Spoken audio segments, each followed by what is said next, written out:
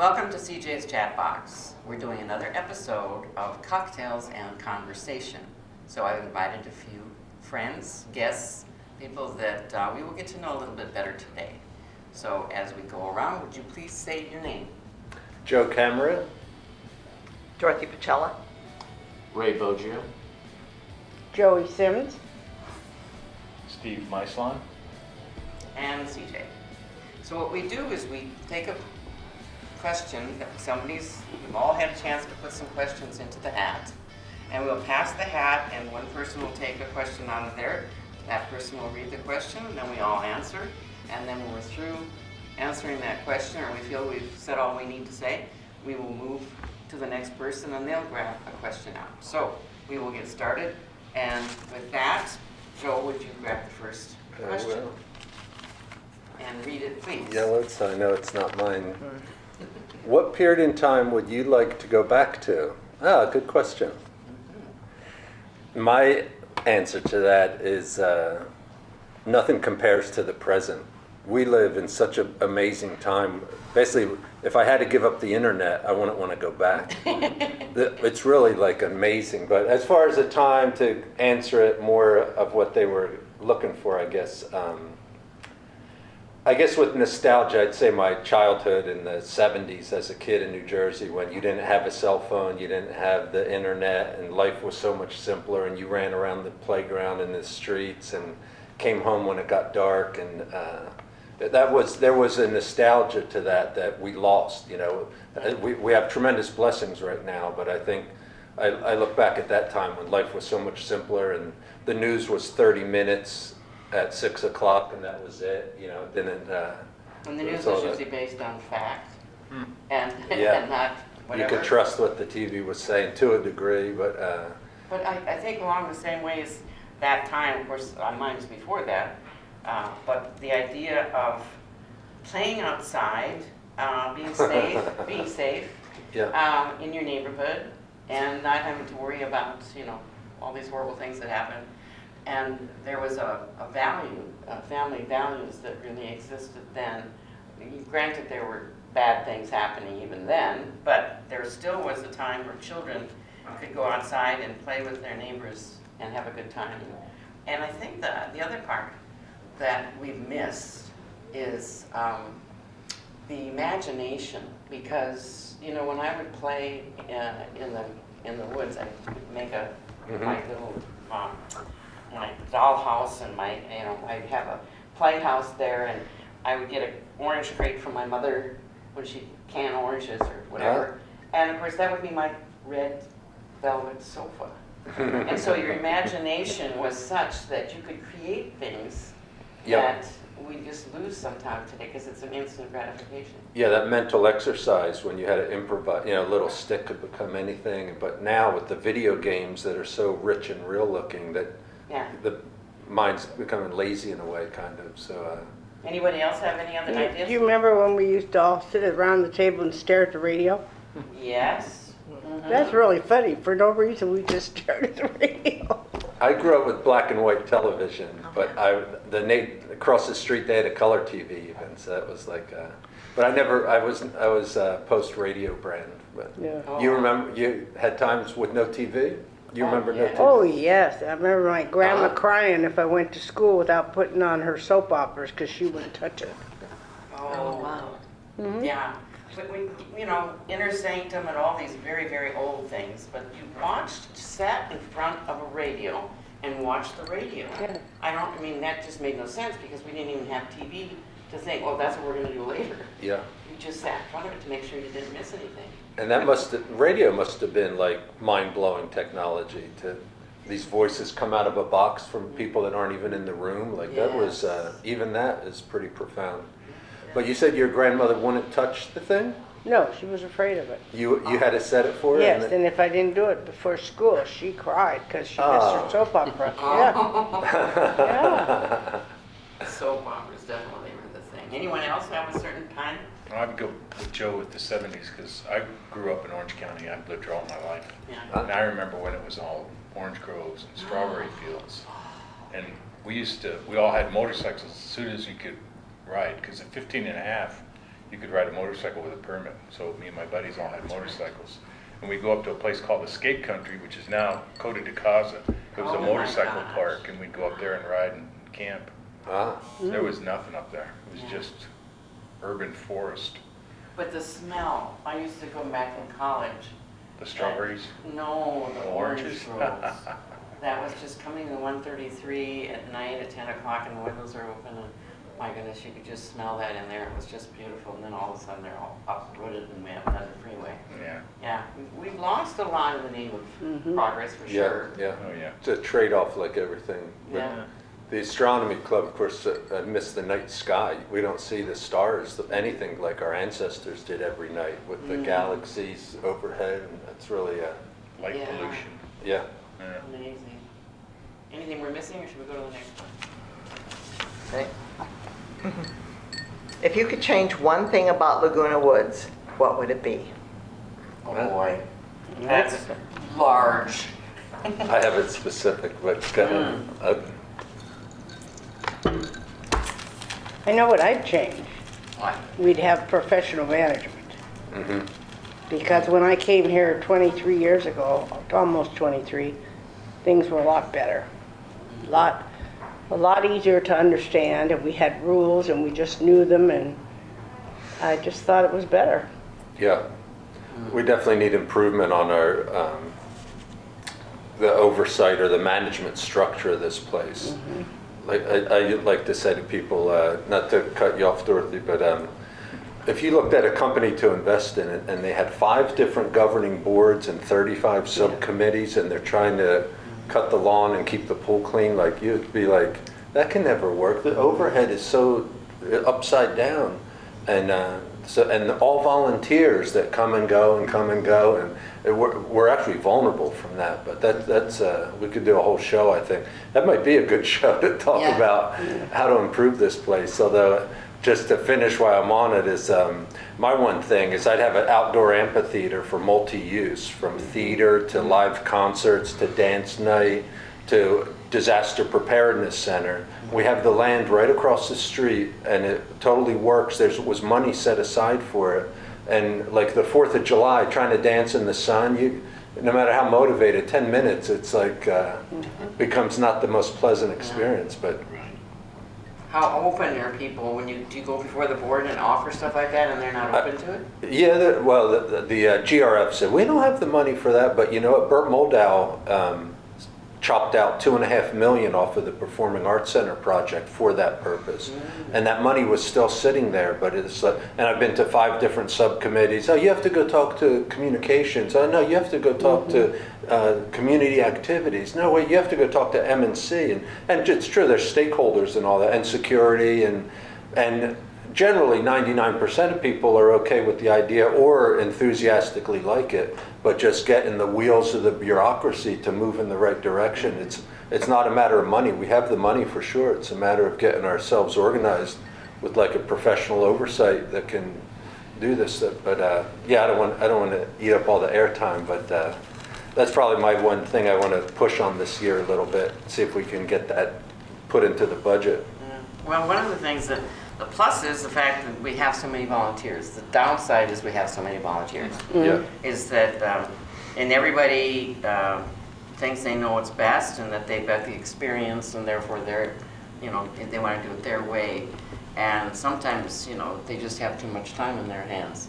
And therefore, they just get into a sticky wicket at the meetings and it just becomes nasty. Yeah, and some of it, it's a really bad relationship between, staff pretty much runs things. These people show up and they tell the board, here's what's going on, here's what you got to do, here's what staff recommends this, and 95% of the time I think they go with it or say, oh, could you look at that again? Okay, we looked at it again, now approve it.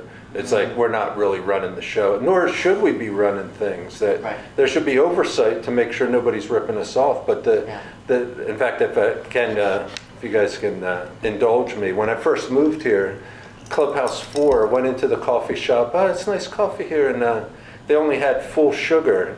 I said, next time somebody goes to the store, can you see if they can get some sugar-free stuff or the coffee?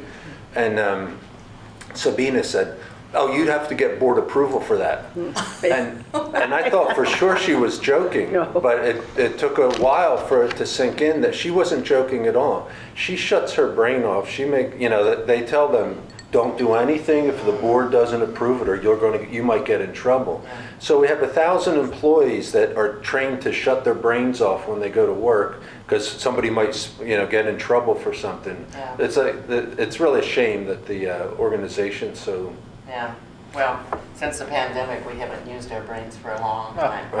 So we won't go there, but that's one. And I hate to squawk too much because actually it's a beautiful community. We're really fortunate to have found ourselves here. But we're not perfect.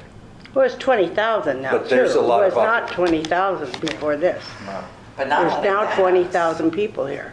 We've lowered Wow. the age. I mean, we haven't lowered the age, but the people that are coming in are so much younger. Mm-hmm. So there should be a lot more energy with new ideas and so on. So you would think there would be some, possible changes and doing something, Yep. new and different. So, who knows? Anybody else have anything? I'd like to disagree with Joe. Okay.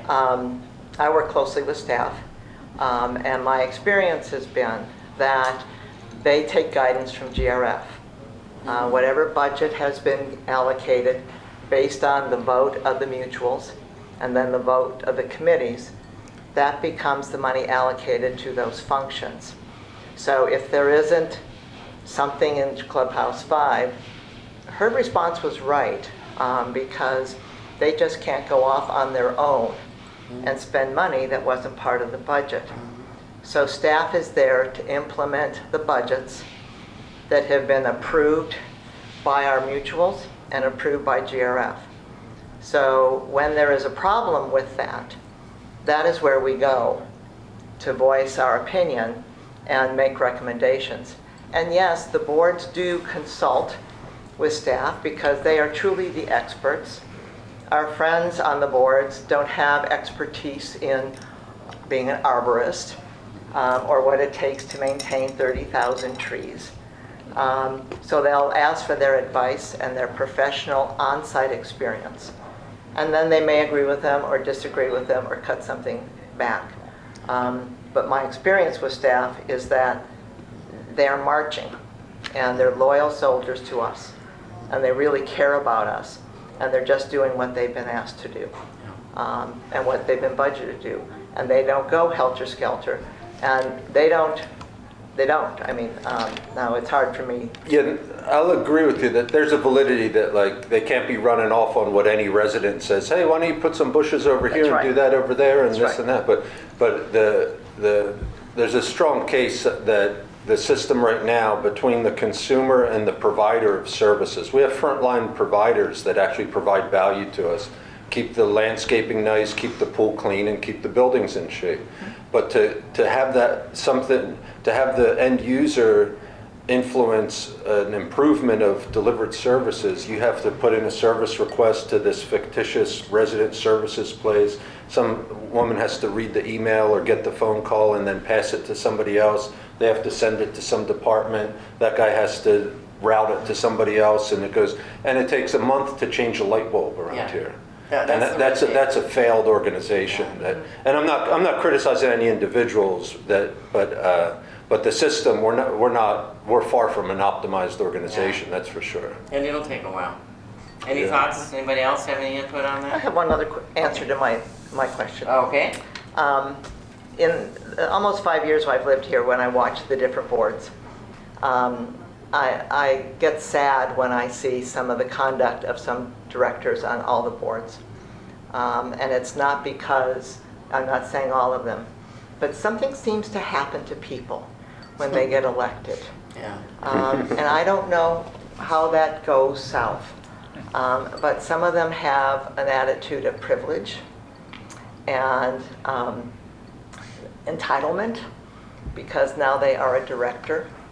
And to kind of build onto your point, they kind of lose sight of the 6,000 manners in each mutual that elected them. And I'm not saying all, because we're blessed with some really great souls and people that volunteer. And again, these people are volunteers and they are saints that want to do this. But that's the one thing I would change Yeah. is that for any director who is a director-elect, that they get some kind of class in terms of professional conduct and something more than just Robert Rules of Order. Because when they go, it becomes counterproductive. And I think of our new members that have just moved here, and they happen to watch some of those. It's unfortunate because it doesn't have to be that way. Yeah, it is like a cat fight. So that's the one thing I would change is Yeah. go through some training classes before you sit on the board. Yeah, that was the first thing I asked. One of the gals was on the board when I was starting with the makeup, and she said that she was serving as a volunteer, and I said, "Are you crazy? Why would you do that?" And she said, "Well, I thought I still had something left to give." And I said, "Oh my stars, you guys get so beat up." So again, you have to really like that or feel like you have something still to offer to even going into that mess. Or hard skin. Yeah. But God bless them for doing it. That's why I Yeah. said they're saints. Bless them for doing it. Yeah. And I just wish Yeah, figured on you. they were down. You want to add to it, or do you want to draw the next question? I don't have anything to it. Okay. I kind of agree with everybody in Oh, this. good. If you have anything else, just throw it out there because Lord knows we've got some thoughts about something. What do you do to relax? I bet I know your answer. Well, actually, the most relaxing thing I do is cook. Oh, Yeah. I've seen some on Facebook. They look like they're delicious. Yeah, I enjoy doing that. It's actually, before I went to college, I really didn't want to go to college, and so I went to culinary school. And so, but I never really picked that up as something to do as a profession. I just did it among friends, and so, yeah, that's kind of my therapy because I still work, and I have also a very active, I'm not even going to call it hobby, obsession. And that one keeps me very, very busy, and my work keeps me busy. So my downtime is around cooking. Right. So So does that, I used to entertain a lot and I enjoyed that. I like small dinner parties so that you can, again, get to know each other. But I like just the idea of the preparation of cutting and chopping and planning and so on and so forth. And I'm assuming, just listening to you talk about that, I thought, I can just see him out at the market picking the right stuff to Yeah, fix it. exactly. The right seasoning, and you'd be salivating before you even start cooking. yeah, you gotta make it perfect. And yeah. Yeah, and actually, I'm not a cook, but I appreciate the art of cooking, that it really is like, it sounds abstract to say like a one-person orchestra, or that you have to think like of what the end thing should look like. So this has to happen at this point, but this has to happen here. You put the garlic in early, or you let that stew a while, and you got all this stuff going on. It's like it is a talent for sure. Yeah, it's And you're definitely not alone. All the cooking shows and stuff, a lot of people like to do that. But the relaxing part, I think that's the part that is important, where you can kind Yeah. of zone out yeah, and be in your own. and zone out and kind of just be in the zone of doing that. It's a lot of fun for me. Yeah. So, and that does relax me quite a bit. Okay. What else? do you Ray, do? aren't you Italian? I am. Yeah. You got 3 of them here. That's a good Yes. thing. That was my question, and that's also the same thing I do to relax. Oh, really? Oh, wow. In fact, Carla does that Yes. thing in the paper. Yeah. We challenge each other. She'll make something and she'll bring it to me, and then I'll make something and bring it to her to outdo her. Oh, how nice. We're fun. doing that all the A time. duel. Yeah. You're having dueling chefs. That's Doing cute. That's cute, isn't Sounds it? good. I always laugh at the movie Goodfellas with Italians. It seemed like half the show was cooking and cutting the thing, and they're always, even in jail, they're like making the meal just right. It's like a big thing. Food to Italians is very important. That's Oh, cute. yes. Well, What do you family want? is more What do you important. want? What do you do to relax, Joey? I like to dance, Okay. and I love Laguna Woods, and then I can go out and party every night till 9 p.m. if I want to. All the way up to 9 o'clock. Yeah. Way to nine. Yeah. And it hasn't changed as far as the good people are still here like that was that many years. I've been here so long. Yeah. I came when I was 39. Sure you were. Yeah. And there weren't any age restrictions. Yeah, right. It's a fun place to live, and Italians really do know how to cook. Yes. Yeah, I like dancing too, but relaxing, I guess sometimes writing and sometimes reading is a relaxing for me. So, depends on. I like my friends.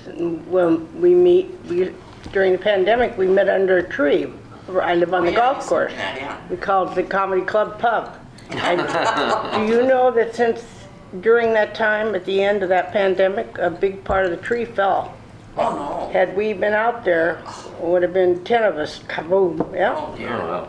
Oh, wow. Goodness, that Yeah. that came down. Well, we quit because of the mosquitoes. We actually They- have they mosquitoes were- in here.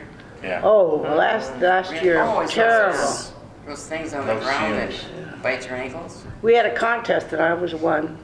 Oh, you always got Always those mosquitoes. the most. Mosquitoes love perfume and wine. Yeah. Oh, yeah. Okay. And hairspray. And wine, How yeah. about you guys? You cook and relax, or don't you cook? I don't cook much.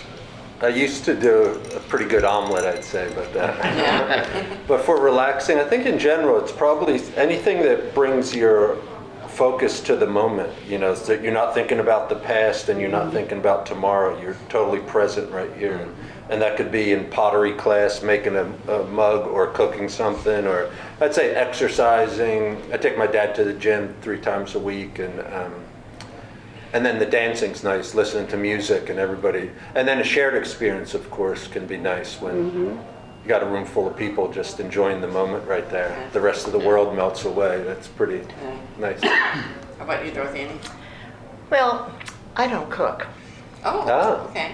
Carmen, our videographer, is Italian. Oh, we got all He these does Italians. all the cooking. Ah, So, Is he a good cook? he's Italian, so he's phenomenal. Oh, that's wonderful. So I tell people I married well, Yes, you and I married up, because before I met my husband, if I didn't cook it in the microwave, I didn't eat. did. Oh. how about that? That's a little bit of a reversal. My wife's a very good cook, so I guess never felt the need to compete with her, and she really enjoys it. So she made all the Philippines. She's Ruth from the Philippines. Made a lot of Asian dishes, but then we lived in San Diego, and she learned a lot of Mexican dishes. And then from my aunts and family, she learned all the Italian dishes. So Oh, that's Wow, wonderful. she's got yeah, quite she's a cuisine. yeah, she loves to cook. Okay. All right, Joey, next question. You get to grab one out of there. I want the hat. You want that? We'll see about that. Okay. First of all, how do you get it open? Yeah. Secret ballot. Okay. And these are broken. If you wrote a book, what would it be about? Either comedy or fashion. Okay. I owned a boutique. I owned 2 of them. And one of them I had for 15 years before I came here. And it was a designer boutique, but it was consignment. I turned all my real estate clients into customers. We had clothes that would knock you out. Of course, today any kind of nice clothes would knock me out. I don't see any, Right. But that's what it would be. It would be comedy, or I'm thinking of starting a comedy class Oh, to teach comedy. okay. But You think it can I be love. taught? Well, sure, it can be taught, but you might not be good at it. Oh, well, that's fair. Yeah, my friends have comedy classes. My favorite comedian, Tony Calabrese, has a big one, and the one that was just there, Randy Lupus, has a big one. I asked some people for help, and they told me they didn't want the competition. Oh. Well, how silly, because it's just going to be Yeah. 12 people from Laguna Woods, Right. But those 2 things are my favorite, the comedy and the fashion. What Okay. would you write a book on? Well, interestingly enough, my parents both died years ago, and I don't think I have enough history of my family. You know, we didn't ever talk about stories with relatives or anything like that. And I think I would write one about my life so my kids know the history that I know from my parents and grandparents. And, you know, I ask them, when we're in the car together, I'll ask them, I said, do you guys remember when we, and they said, no, they don't remember that. Well, they were young. Yeah. So I said, I should write that down because they're never going to remember all that stuff. Like, it's kind of like the photos when you look later and you have a bunch of friends that were my friends when they were growing up and they don't know who these people are. Right. So you kind of have to either write it on the back or write a story. I think Well, that's and what you I know, did. once we do it now so easily, but videotaping. And I remember this lady from church, she was 101, and she was from Norway, so she had this wonderful accent. And of course, she had great-grandchildren and so on, and the beauty was that they could videotape her talking and her stories Yeah. from Norway, so that her, even after she passed, then of course the legacy would go on, and they would be able to see her and hear her voice Right. and hear her stories. So you may even think about doing something similar to that could be passed Oh, a on. cameraman? Yeah. Get a cameraman. And the other thing I would suggest you do, since they're not remembering things, is journal and date. Because then they can read your journals later. And that's very poignant for them to read about what you thought and what you did. And that will speak reams about how you know, your love of motorcycles, say. You're talking about what you used to do at 15. I think that would be fun for them to know about it here. Yeah. So think about either doing journaling. What would I write a book about? You have a creative writing class, I do. and you have your own TV show. You have a lot of things to Yeah. write I about. think you've written 12 bank boxes full of books. You I just have have. to put them into one story. I know. I wish I had somebody that could actually, I could read it to them. And that's what I'm saying, is that I didn't start writing in journals till 83, near the end of my divorce. And it was so cathartic. I didn't even realize that I could pour my heart out on paper. And it was so healing because I was in such pain. And I saved them, and I would, if I was out eating somewhere and there was a napkin and I had a thought about something I saw over here, I'd write down the date and write what I was feeling about it. And so when I kept all those things, I told one of my friends, I said, please let my son, you know, show him these boxes so that he'll know who I was. Because, you know, I hadn't shared all of that stuff with him yet. And of course now he knows because he thinks I'm crazier than a coot. And that's So he knows the truth. He knows the truth. Because there was so much going on in my change. In fact, one time, I'm sharing too much here, but one of the things he did when I used to keep those yellow tablets, All right. so that I would write and I would ask the question, you know, where am I, what am I feeling? And that's how I would ask myself stuff. And it would start coming out and I'd start writing. And then when I'd see him, I'd say, read this. And he'd look at it and he'd go, Mom, did you write this? And I said, yeah. And he said, look there's 3 different people that wrote this. The handwriting changes. Ooh. He said, are you civil? Yeah. Because there was so much of me coming out that was so different. And we are different people, you know, the time, if you had coffee or didn't have coffee, but yeah, it's a lot of different, if I can, probably sounds pretty nerdy, but I think if I was motivated, I'm kind of interested in really the big picture. That last year I got involved with the astronomy club, which looks, you know, into galaxies off our planet. But another area that fascinates me is DNA, that all of our coding as a living form on this planet, we can read the code now that only has 4 letters in it, TCGA. And to me, it's like we've taken the motherboard out of ourselves and can look at this thing, and it's all TCGAs, and also for your dog, and also for the fish, also for the trees. Every single living thing we've discovered is programmed by 4 letters. Wow. And from bacteria at the bottom of the ocean and the tube worms that eat it to giraffe in the African plains, every life form that exists is we can read the code of how it's programmed. And now we can see, oh, that A that's supposed to be a T, that causes sickle cell anemia. There's a typing error right there.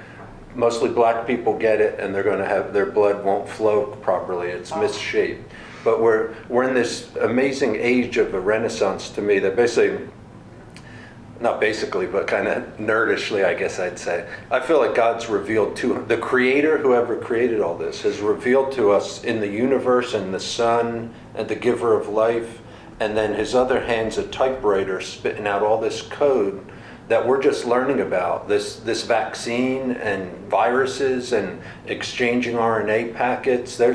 It's not a static thing either. Once you're born with a certain code from your parents, 3 billion lines and telomeres on the end, but that evolves and changes and gets spliced and cutaways, and it's a whole world at the protein level there that basically is what enables you to be alive. That's what defines a living thing, is you have a DNA program that's running as a program and doing all the things that we do to be a living organism, but we share it in common with all other life on the planet. That I think just like we're rewiring ourselves somewhat of changing our consciousness, that's the demarcation between different people for sure, to say, oh, you know, all the tribalism of the past, we're elevating past that. But even life itself, the essence of our existence, where I'd like to offer something maybe as a kind of a futurist type of look at that, because I was raised Roman Catholic, and they said, here's what it means. You follow these 10 things, and if you mess up, you get a smack. Yeah.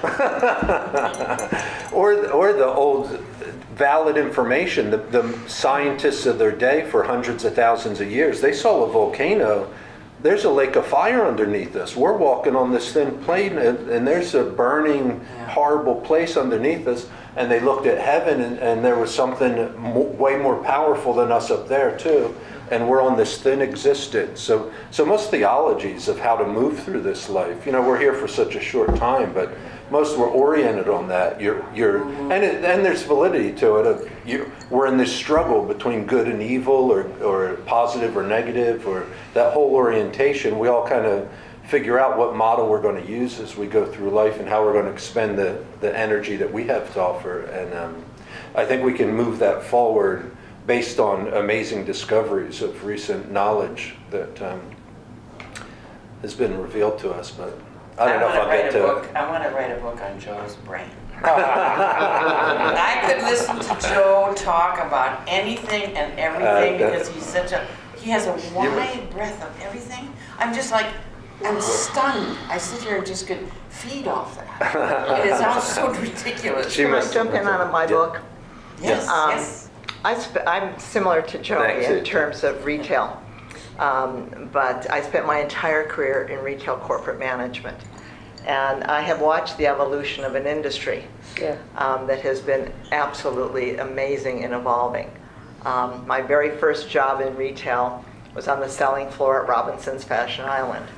And as a salesperson, when I would bring up a sale, I would handwrite the sales check. I would take their credit card and put it through the imprinter. And that's how the industry started. Fast forward, now you have PayPal where you flip your coin, your card or your phone at the register, and the sale is recorded. But what I've been watched, and the reason I've done every job in retail there is to do, and I've also watched the evolution of the business, because when you look at where we are today, when we talk about technology, and you read things about stores closing, and you think, oh my God, they're going bankrupt. Well, they're not, because e-commerce has filled a void and is a much more efficient way for retailers to run their business. So to watch it from a single store, for example, that you had, to the evolution of fewer boxes and now e-commerce, it blows me away in about a 50-year period of time, how one industry has totally changed with technology, with supply chain and logistics. That was part of my space. But it's all for the customer. It's to get the right goods at the right place at the right time on the floor. Still for the customer. And it's still for the customer. So I've spent my whole career doing that in every department store, specialty store, mass merchants. And I love watching it. And this may sound weird, but my relaxing time is to go shopping. Yeah. You and my For wife. me, that's a sport. Because but it feeds that brain in me Yeah. that triggers a lot of the things that I've lived and managed and done Yeah. for some very big companies. How about you, Ray? What was you writing book on? Well, it could go in two directions. One is I give myself kind of an interesting challenge once a year. Go find something that is what I think is the best. So, for example, the best pancake that you can find, and I do have a spot for that. Okay. So I would write a series of books on that topic and my experiences in trying to find that. Okay. Or, for example, the best street taco. So that's how-to one kind of thing, like how to find the best one, No, or just your my actual experience? Yeah, my of, here's experiences, what and this is what I recommend. Uh-huh. Yeah. Huh? Yeah. So a bit food related, but here's why I think this pancake is the best pancake compared to all Which, others. in my opinion, the I- best pancake is found in Buellton. I think you Right got before you get to Solvang, where they Ellen's. have yes, where they have lingonberry butter. That's right. Been there, done that. Okay, so there you go. The other direction is you got a good one there. That food one would probably sell well if you. I think it would, and Yeah. I always told myself later in life I might start to do that, Yeah. get it going that way. The other alternative is I'm always fascinated with the idea of how our consciousness looks at space. And so, you tell the average person, how do you perceive space? And they say, well, usually it's the distance between two spots, right? But in lots of ways, we're kind of dealing with space also when we're in cyberspace. And now with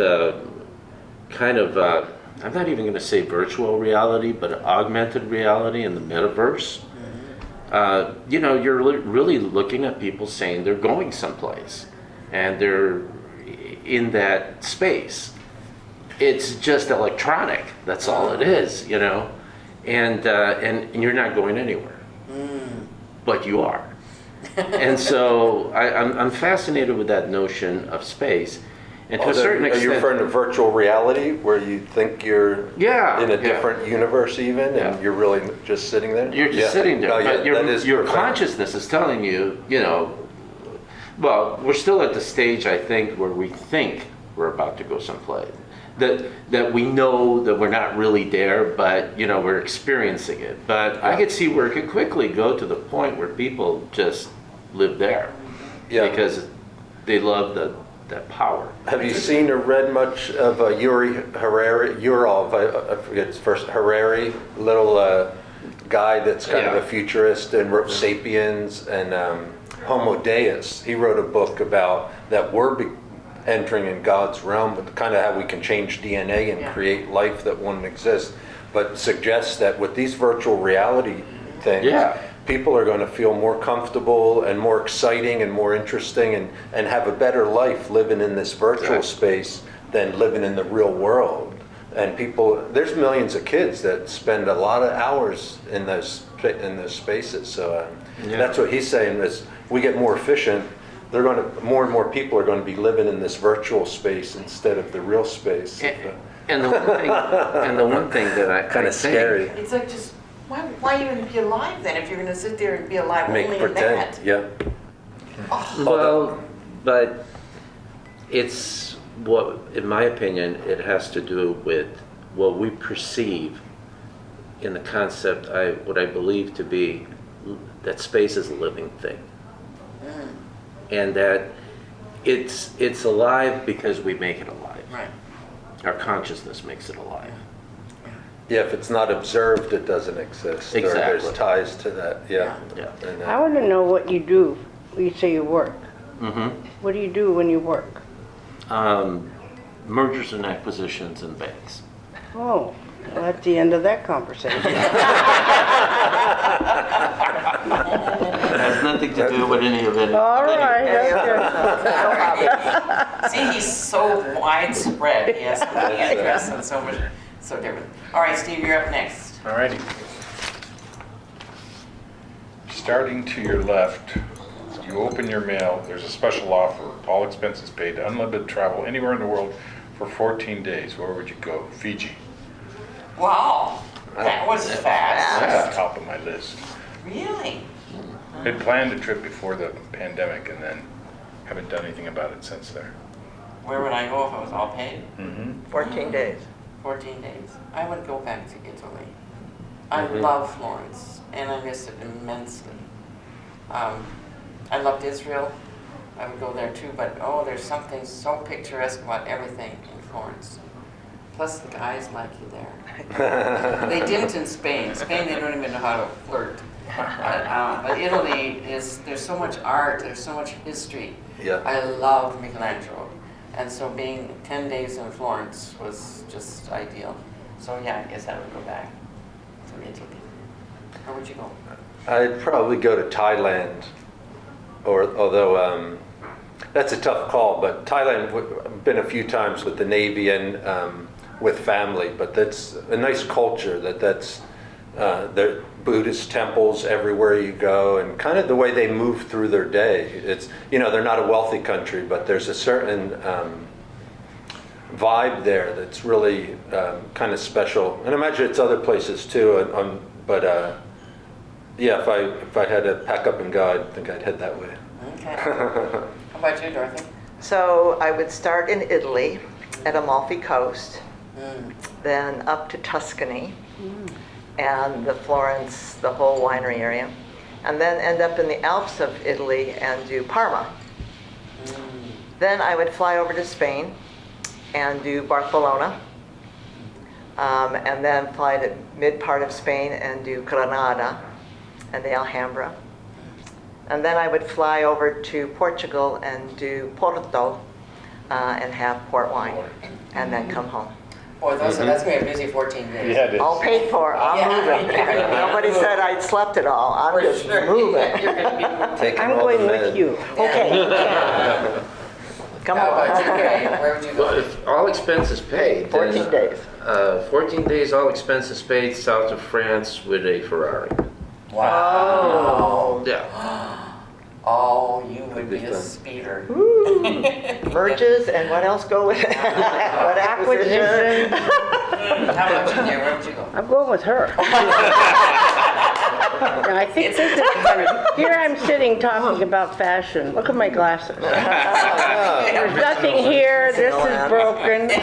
On television, isn't that funny? You need help. But I love the idea of what you're saying. It'd Okay, be you can come wonderful. with me. I'm used to San Clemente and Newport, so Okay. it doesn't take too much. Pick it up. Yeah, most of them, they live pretty well, and the history that's back there is pretty profound.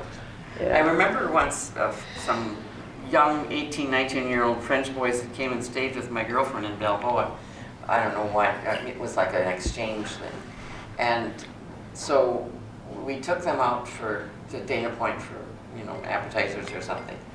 And they were so cute, just so French. And Laurent was one of them, I think. Anyway, they said, what I found interesting is that they said, we make our cars for our streets.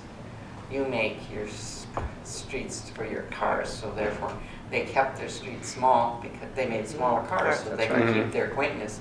And then we ordered, because we thought they would really like this, we ordered stuffed potato skins, with all the cheese and everything on it. And they looked at that and they went, what is What that? is that? And we said, it was potato, we feed that to the pork. Yeah. The pigs, they wouldn't touch it. They wouldn't touch it. So again, different cultures, different thoughts. Yeah. So, anyway, all right. We're gonna get a good one here, hopefully. Oh, no. We did that. Well, no. Oh, is that Favorite- where? Favorite thing about living in Laguna Woods? Did we do that one? One Now, thing what would wanted you to change Oh, about? change. This is Okay, the favorite opposite. thing This is the about opposite. living in Laguna Woods. Uh, I guess the weather, the amenities, can't complain over that. That would be my favorite thing. I think I'd have to say the social network that, you know, you can get a condo anywhere, but you can't get 250 social clubs with Joey, what she's doing, and the from astronomy to Zumba, and the connecting with your neighbors. In fact, I like to tell realtors that, hey, if you buy a place here, 90% of what you're buying is outside the windows, Yes. not inside. So it's That's right. really That's buying into the community that's really special. You know, the people are special. Yeah, that's Yeah. what I was gonna They say. are special here. They really are. My audience, I just love them. And the comedians that I get are way over my price range.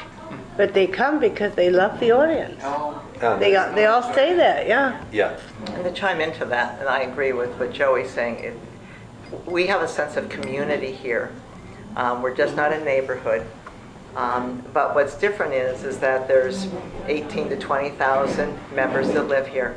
But we all take care of each other. And you wouldn't find that in any other city. So if you see someone walking down the street and they're struggling, chances are somebody's going to stop and help you, or call security for you. Where do you go to get that? Right. And so that core sense of community then fosters in clubs, you know, and fitness and social components and restaurants and what have you. But without that, everything else is shallow, because when you really think about who we are and why we are, and ideally why we bought here, it's really having a sense of belonging that you don't get anywhere else. yeah. How about you, Ray? What do you think is the best, your favorite Oh, thing? I would tend to agree with what's been said so far. You know, it's just the community is great, Yeah. you know, and the section where I live at, there's a lot of trees, and I really like that. It's Where do you live, Ray? by Gate 2. I Yep. Gate 2. Yeah, so there's a lot, that's part of the original. That's right, phase one. Yeah. That's phase one. They have, there's just a lot of, you know, some of them still have signs on them. They're trees Right. from all over the world, you know. Yeah. Oh, It's very yeah. interesting just to walk Right. around, you know. Yeah, nice. But, you know, the clubs, you know, you can go and party like crazy until 9 o'clock at night, you know. So, yeah, there's a lot of things to do and it's fun. I think people are special too because of our ages. Yeah. You know, we were brought up caring. That's right.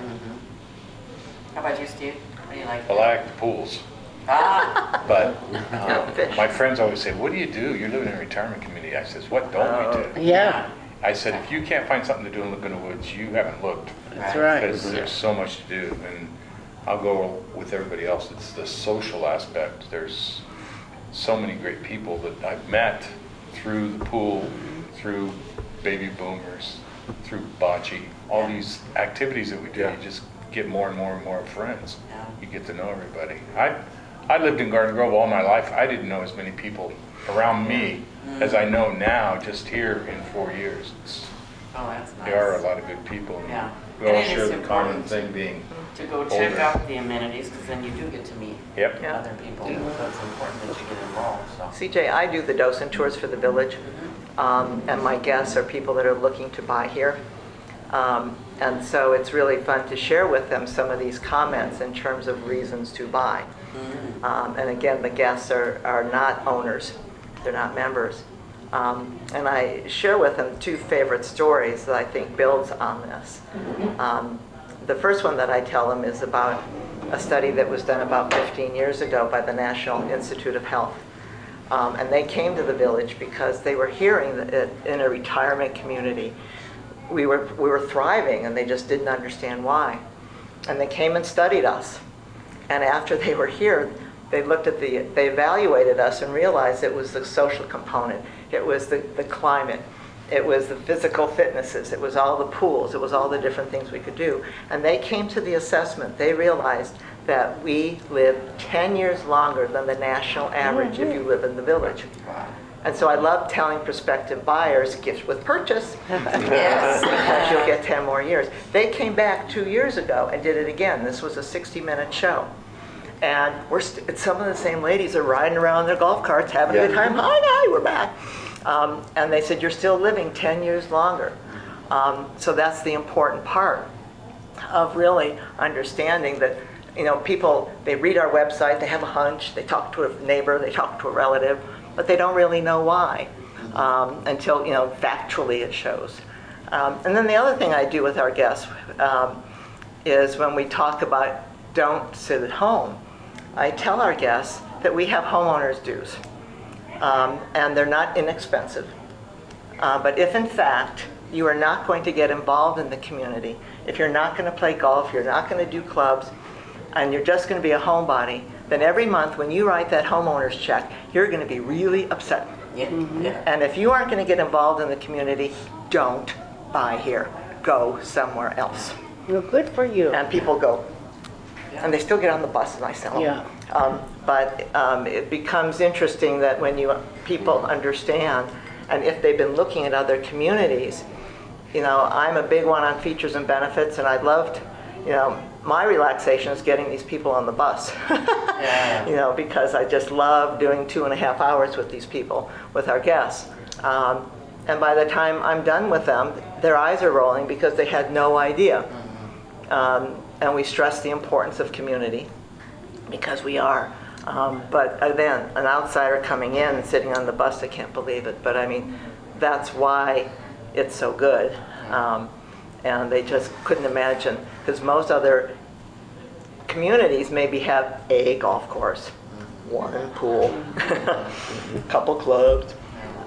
So anyway, I'll get off my high horse about selling the village because I do it all every week. That's good. We need somebody to do that. The All whole right, package. you're up. Well, we have to say something about 19, Club 19. Yes. That has really added Yes. to our agenda Yeah, and our fun and getting to know each other. that's right. Yeah, That's that right. is for sure. So we're thrilled with Club 19. That's right. We bring them here and get off the bus.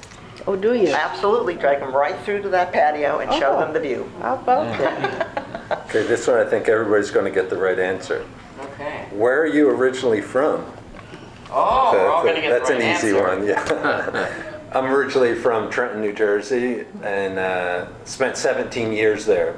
But then I left and went to school in Florida, so I'm definitely from there. Although people say like, "Oh, you remember back around here or this way?" And actually, as a kid, you're not paying attention to too much other than getting through the day.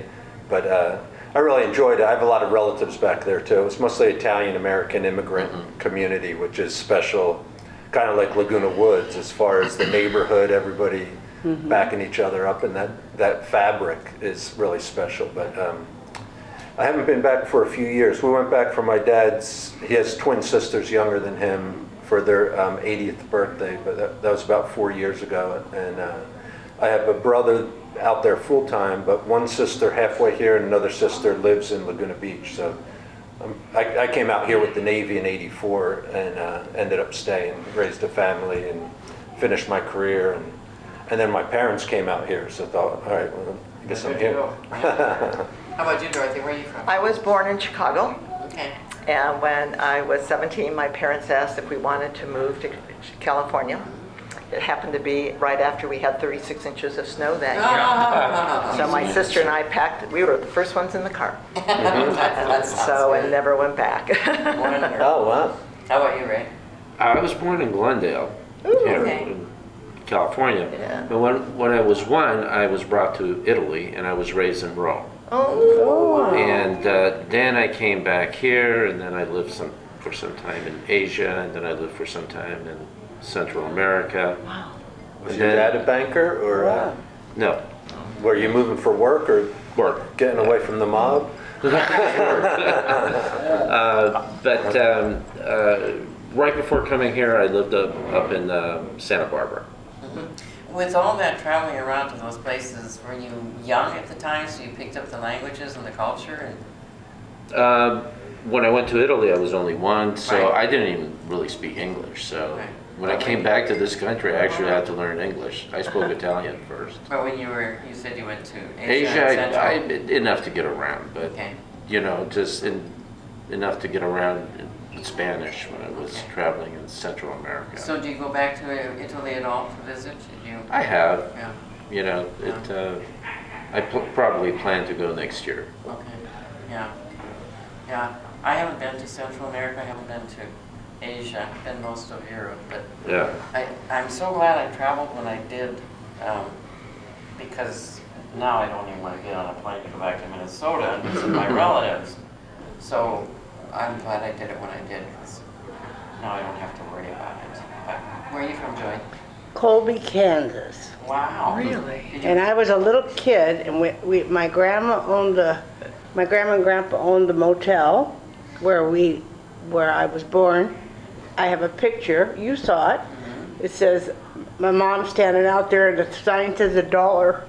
$1. And it was right by the railroad track, and as a kid, I wanted out of there. What did you say? It was $1 a With night? $1 a night. And I wanted out of Could there. have been 39 motel. Wow. Yeah, we had a track in front of us with that thing. They used to catch me on that. I was leaving. I didn't care who came with me. Imagine that. She would get on the train thing where, where you push. Oh, like that. Yeah. Yeah. I wanted to go to Hollywood. What about you? I was born in Glendale. Oh, okay. You were probably neighbors. And when I was one, we moved to Garden Grove, and then I lived there for 58 years. Wow. So I've always been Southern California. California born. Well, I'm a Minnesota girl from the farm, and the first thing I ever wanted to do was get to California and get the hay out of there. Yeah. And every time I drive over La Paz at night, and you see the twinkling stars, I mean the lights down there, I think, oh, I'm living my dream. So I'm so thankful I'm here. It's too cold in Minnesota, even all my relatives said it's too cold.